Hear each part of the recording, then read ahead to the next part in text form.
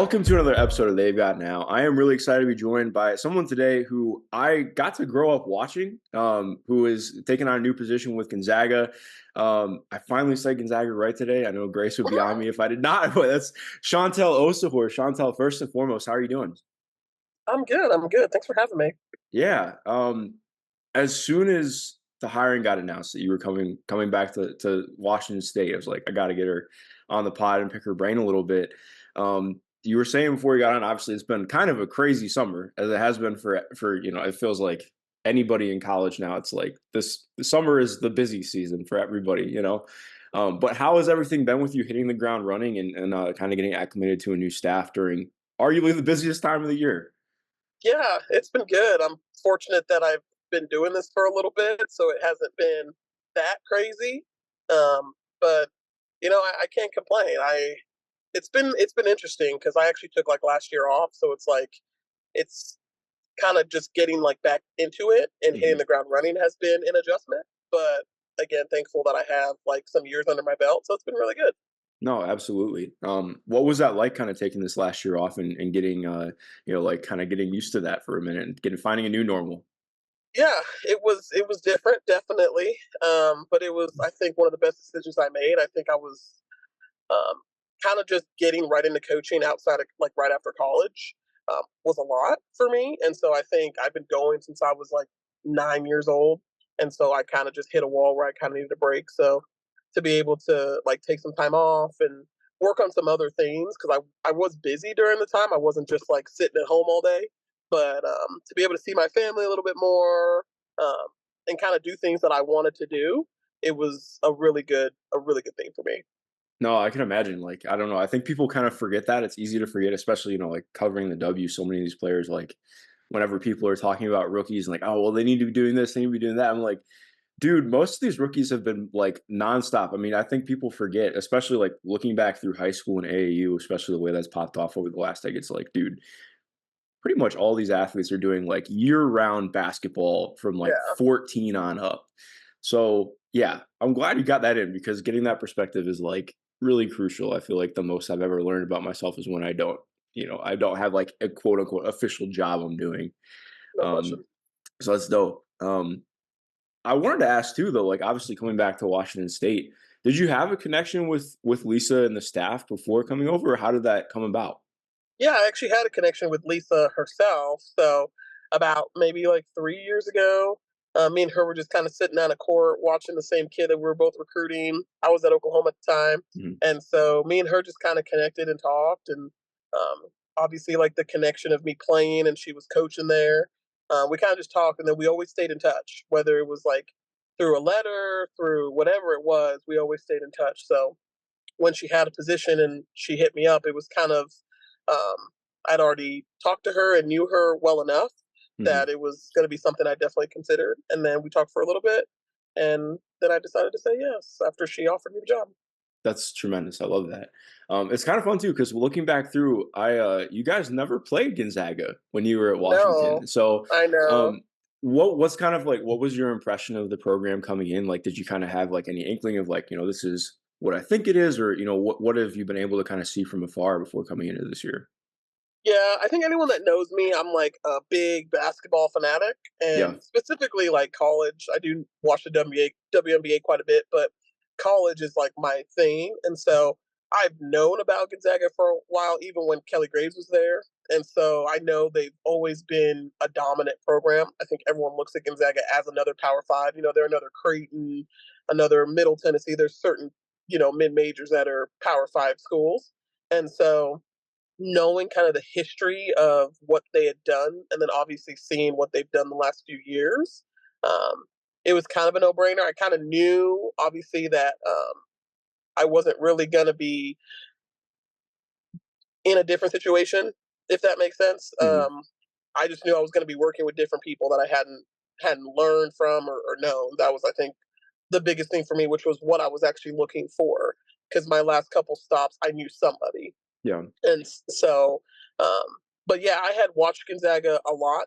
I had known about some of their players, and obviously I know Lisa, but I'd always kept an eye on their program because when you kind of look at it long term over the last like decade, they've kind of dominated the state of Washington. Very much so. Yeah, it's been really fun to watch, and I think especially last year, like that team was sick. Like I think I Right. want to say it was the first game that they played against Louisville. I was like, oh, okay, all right, I see it with this group. And I think a lot of it starts, and especially coming back to this year, because a lot of players moved on, but Yvonne Ejim is like, I first off, awesome human being, really fun person to talk to.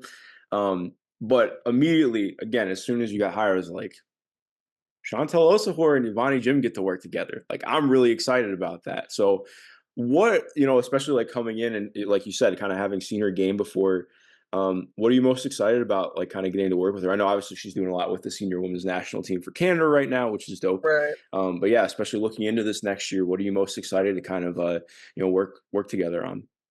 Yeah, I think her being a fifth year senior, I was a senior once, so I kind of know the drill of, you kind of you've been doing it for a long time. You're the leader. You're the one being looked at. So for me, I'm wanting to just kind of be like the best resource I can for her in terms of what it looks like to now be a pro. She's getting way more experience now being with the senior national team.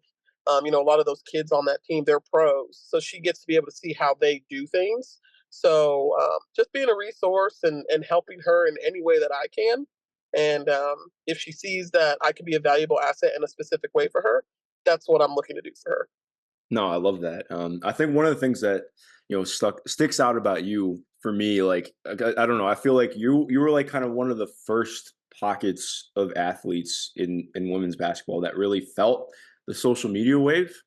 Yeah. Again, like I think it's easy for people to forget because a lot of people are just now getting hip to what women's basketball can be, but like all of a sudden forget. So I went to Michigan State my first couple of years of school, and I remember every Okay. single morning, you and Kelsey's senior year, waking up, Mhm. going to the calf to eat breakfast, and there was a segment on Sports Center about the Right. Washington Huskies and what you guys were doing. So like I feel like you have just a very different perspective on getting to feel that than a lot of people do in this position. Um, Yeah. so like especially getting that kind of taste early on of like handling that kind of pressure. Um, you know how do you feel like that kind of helps you in terms of relating to some of these players and being on that same page?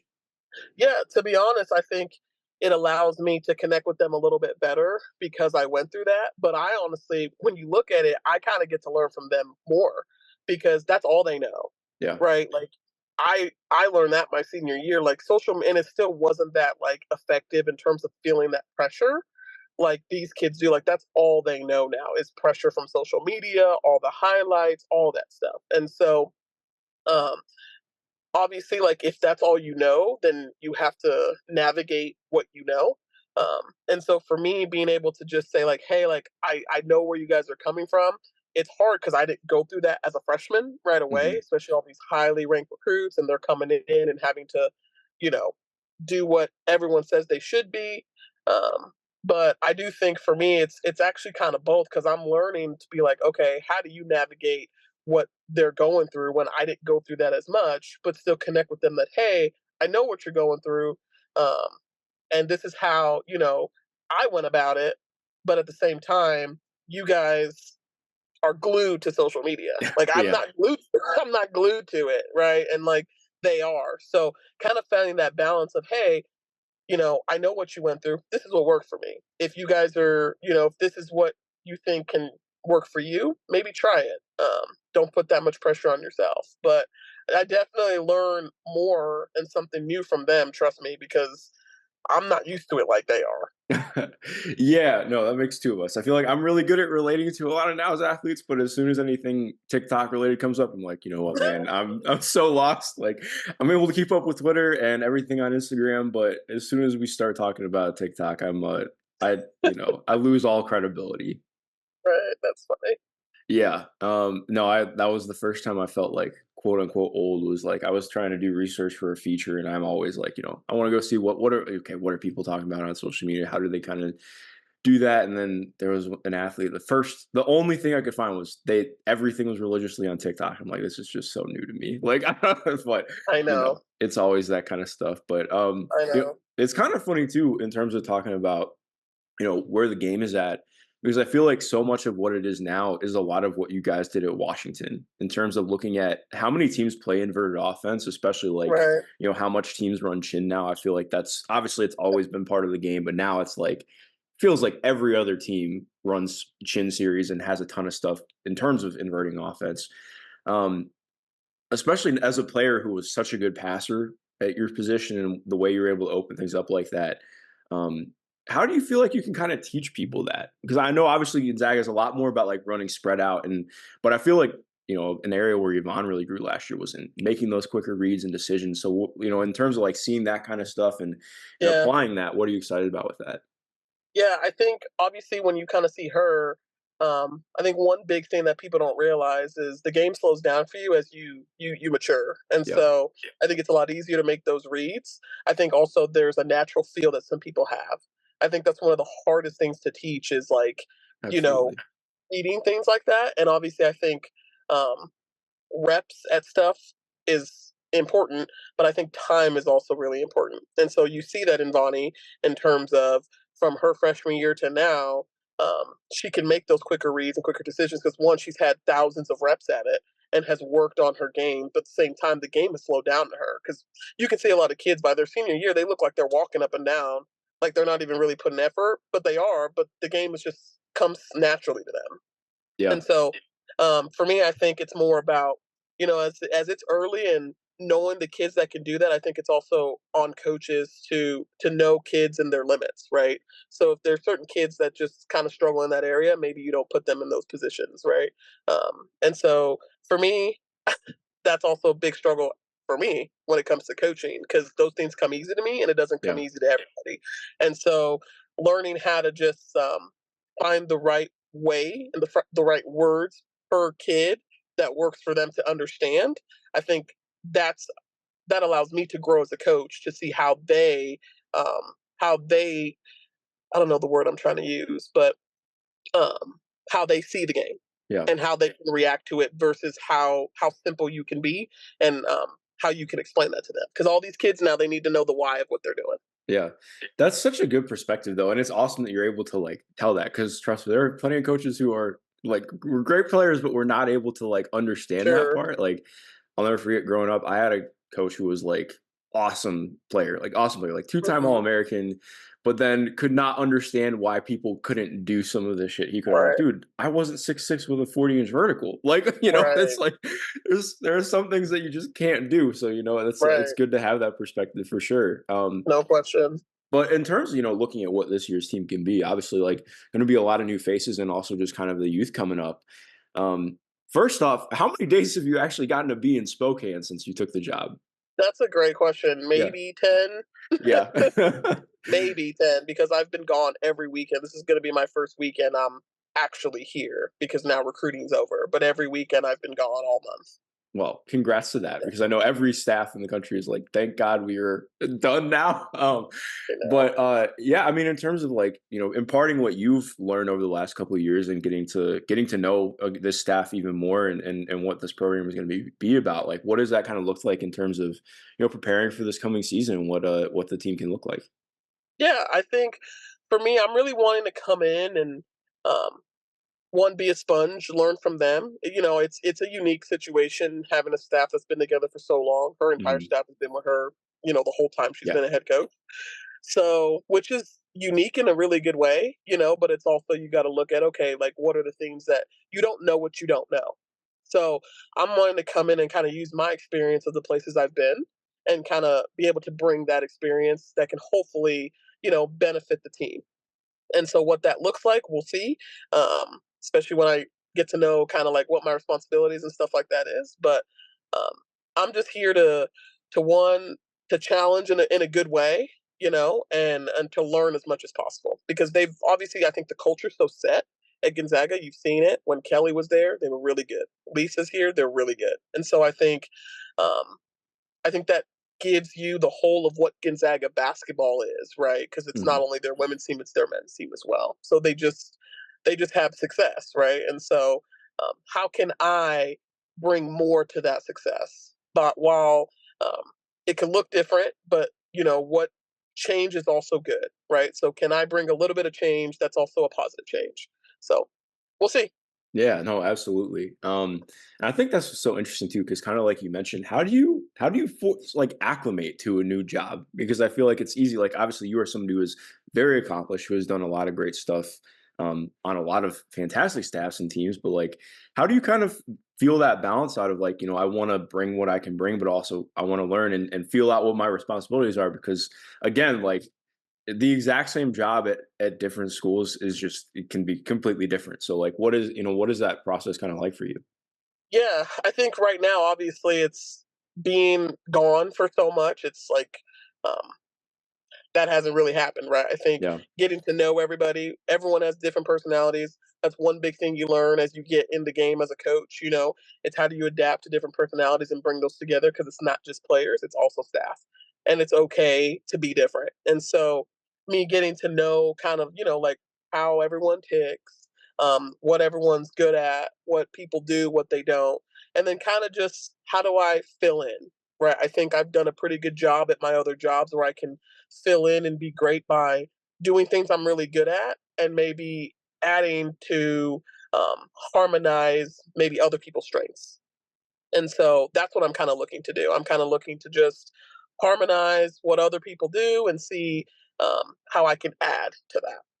No, that makes a ton of sense. And transitioning from that too, one of the things I always love asking coaches is like, what was it like for you being a grad assistant? Because everybody has very different perspectives on being a grad assistant. And again, like I think there is no job that is more like all over the place in terms of what it Right, can be than being a grad right. assistant. Obviously, you were with Jenny at Drake. Hmm. So what was that like for you? How do you feel like, looking back now, if you could tell yourself when you were a grad assistant, like what it would be like and what you're going to learn, what would you kind Yeah. of look back and say? I would say that if I didn't work at Drake, I would not be the coach I am today because I tell people all the time I had such a different experience as a GA, um, in the sense of I felt like I was a coach. And so I was very, very blessed and fortunate to work for Jenny where she gave me a voice and I was able to like coach the kids and like be involved and she, wanted my input and to be able to like right away feel like you're needed and like wanted. Um, I think allowed me and to give me the ability to touch certain areas that GAs probably wouldn't. Um, I think that's why I was prepared to work with neighbors at Arkansas. Hmm. And then being able to go there and then learning from different people in a different way, that obviously prepared me to then go back and work for Jenny at Oklahoma. And so um, my my experience as a GA, I I tell people all the time if I didn't have that experience, I probably wouldn't be a coach now because it was the best experience, but I also had so many teaching moments that I needed because it's also my first job. Never worked with people. I'm just coming out of college. And so for me, I got hit in the face like working with different personalities. Like I didn't understand that. And so I'm like, golly, like I don't know why I'm doing this, right? To the point that I actually went and played over in Japan in the summer to see if I wanted to keep playing because I'm like, I don't know if this coaching thing's what I want to do. And so going and coming back, I was like, I realized like, you know what, like, you know, things are hard. That's just life. You have to find a way to get through that stuff. And like you need to know the difference between like what's just an inconvenience versus what you're making a bigger deal than it is. And so learning that and knowing like, okay, some of these things are way more in my control of how I respond, allowed me to have such a really good second year as a GA. And I'm like, oh man, this coaching thing's for me. And then obviously I had a great boss who allowed me to do a lot. So my GA experience, the best. Yeah. No, that's awesome because I talked about this with Morgan Page over at Kansas the other day, and it's like, I think the best thing about being a GA is that you're gonna know pretty damn quickly whether or not you want to do it because, like you said, the teaching moments are gonna happen, and you Yeah, learn on the fly and in the fire, and that's like kind of the only way to do it in a way because yeah, you get that taste right away. There's no holding back. It's already seasoned for you, and you're gonna find out pretty pretty darn quickly whether or not you're suited for it and whether you want to do it. What was like right. maybe the biggest teaching moment you had in year one? Um, I would probably say again, like no job is like beneath you. Mhm. And again, I'm very fortunate. Like I was raised, my parents are from Nigeria, so like I don't have the, I'm bigger than. But to come from like, when you're thinking that you were just an All American at UW, you just finished, trying out for a WNBA team, and then now you're at this place, you know, you have to have some humility to realize like you have to do their laundry.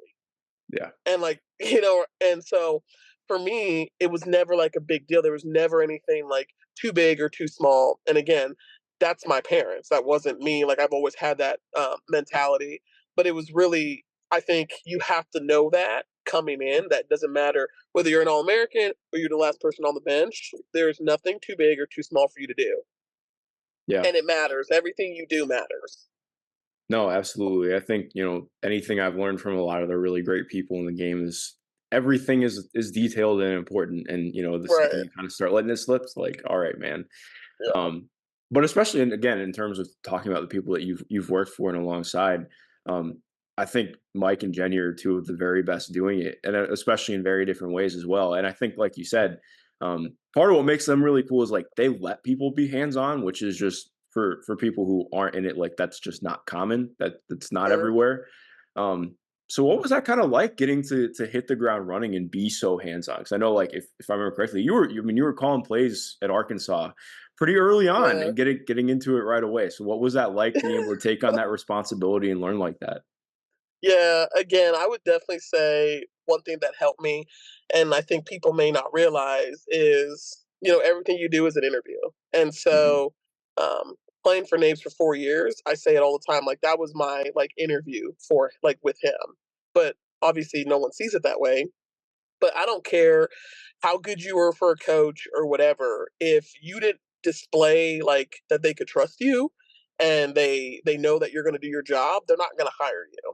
And Yeah. so um, I think there was a lot of trust that Naves had with me um, right off the bat. And so, my first year, he allowed me to call plays with him, and I ran the offense with him. And then I was in charge of like blobs and things like that. So he gave me a lot of autonomy in that area, and he also knew I really loved that stuff. And you put a lot more effort into stuff that you love doing. So Yeah. um, that obviously, again, like really allowed me to enjoy it even more. And so um, that was really fun. And then Jenny allowed me to do like touch basically every part of the program at OU. And so, um, and I took on like a way heavier role in recruiting, which was really something that I needed to do. And so I've been able to really learn in different ways and touch areas that I know I need to touch because I eventually want to be a head coach. Mhm. And so it's, again, I say it all the time. I've just been really fortunate of who I've worked with and for because I've worked with some amazing people. For sure. Yeah. And I think going off that too, like got to coach and play alongside of some of the best offensive minds in the game. Right. I know. How do you think your perspective on like what good offense is has changed since you first got in? Because again, like I think, you know, people can think of like, oh well, threes and whatnot, but like I mean Oklahoma and Arkansas have done things in such different ways from one another. And even looking at Gonzaga and what they've done, like three just very different ways of playing offense and doing it well. So how do you think that's kind of changed up most in your mind in the way that you look at the game? Yeah, I definitely think once I got to Arkansas after doing my 2 years at Drake, I think that was the biggest thing that I saw is that there's there's not only one way to do things, and so seeing how there's like so many ways to win, um, you can't be so like I guess like linear or just tunnel vision thinking that, oh my god, this is what works, so this is the only thing that works. It's, I mean, you see it all over the country because like, how does Texas win? Like Vic Schaefer's a defensive guy, Yeah. like they could score right, and they could beat you and put up 90 points against us at Oklahoma, but at the same time they could beat you like 55-35.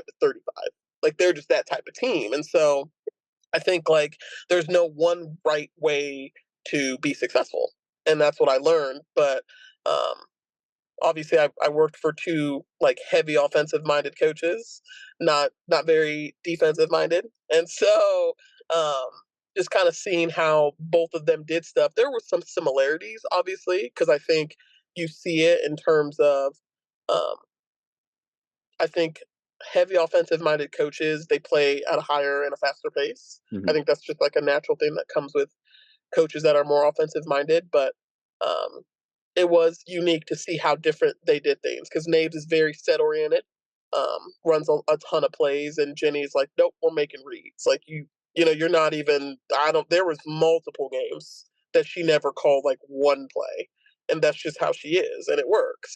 So, again, there's so many different ways to win, and so it's unique to see that when you're in different spots because like there's now I'm going to be at my third place that has been very successful, and they do it completely different than the other two places that I've been at. So Yeah, no, I think that's such a great point because I'll never forget. Like when I first started, getting in and analyzing stuff and breaking it down, I was like, oh well, these are my philosophies. This is what you do, and like exactly what you're saying. I feel like the more that I get into it, like I'm just like, you know what, man, everybody's doing things differently. It's not about yeah, good or bad. It's just like what works right, today and what is the best thing to run. And like, I mean, I think that's part of what makes the college game so fun is like everything is so different schematically. Like right.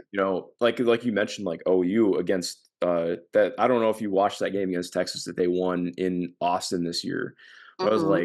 it was like they literally just Texas Oklahoma. It was like all dribble drive, Nevaeh off the dribble, corner skip after help comes, splash. And it was like that was the entire game. It was so it's like and it's so different for every team and just the way that things work. So I love that. I think that's my favorite thing about basketball is like everybody Yeah, two people can look at the exact same thing and come up with completely different answers and opinions off of it. And it's also the frustrating part of the game sometimes, but sure, it's pretty great.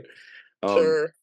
I think what I will say is though, everyone would always tell you, and like you see it now with the way the game is changing because everyone is becoming more offensive oriented. You mhm. do the reality is you have to score more. Like, how do you win? You have to score more. And so I think even a lot of these defensive minded coaches are starting to see that like maybe you should focus a little more on offense. Because to me, in my opinion, like I do think defense is probably easier to teach, and it comes probably quicker than your offense. Yeah. No, it's a good point. I think to me it's so interesting because like I feel like it's like the intersection of offense and defense is how I look at it, especially in the W right now, because we're going through like basically like what happened in like 2015 in the NBA is what's happening in W right now. Like there are a bunch of teams that are still trying to play double big. And when I say double big, like double big that can't shoot. And then there are the Aces and the Liberty and like Minnesota. And it's like, Right, okay, well, you can't compete with those teams if you're not there in the possession game, and you have to be so good at doing this stuff defensively to make it even matter offensively. And I think it's like, right, especially with like role players, I think it's the biggest difference. Like you have to have players who you can't have specialists anymore. It's like right, you have to have players who are neutral or better on both sides of the ball, and that is a lot easier said than done. So right. I like that perspective a lot. Well, I want to close out on because we've talked a ton about like learning and growth in this. When did you kind of first feel like settled as a coach? Like obviously you're always trying to grow and adapt, but like when did you kind of first feel like I can really do this? Like I feel like very good at this, and like this is what I do. This is how I do it. Like when did that kind of first settle in for you? I don't honestly know if that's if I've gotten that feeling Yeah, yet. If I'm being honest, like I do feel like there's times I'm like, oh man, like I'm like, I think I'm good at this, and I think like I could be a really successful head coach one day. And then there's other days you're like, oh my gosh, I'm terrible at this. Like, what am I doing? Because I just think it's there's so much constant change. There's so much learning that has to be on your end as a coach of how and these kids these days they change every year of how you have to coach them, how you have to teach them.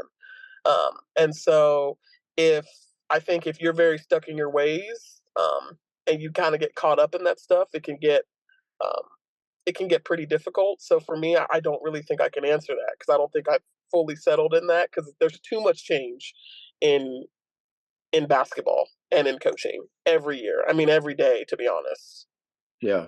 No, I mean that makes a ton of sense to me. It's hard. Yeah. Like I think with the way that everybody keeps growing and adapting, like especially with like I don't know if you saw the new Big Ten release video today. They redid the Big Ten, like the map video where it's like it Yeah. shows they redid that with all 18 schools now.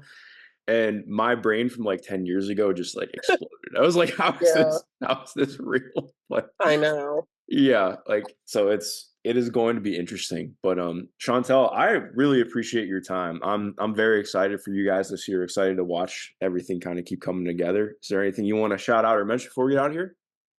No, I know. I just appreciate you. Thanks for covering our game, and what you do is so needed for us. So thank you. You've helped grow our game a lot because it's unreal where we are from even like 5 years ago. Yeah, So no, I thank you. appreciate that. Yeah, no, I was thinking about it the other day, like the way that things have popped off. It's just like it's so different to look at, but I know. it's awesome. Yeah.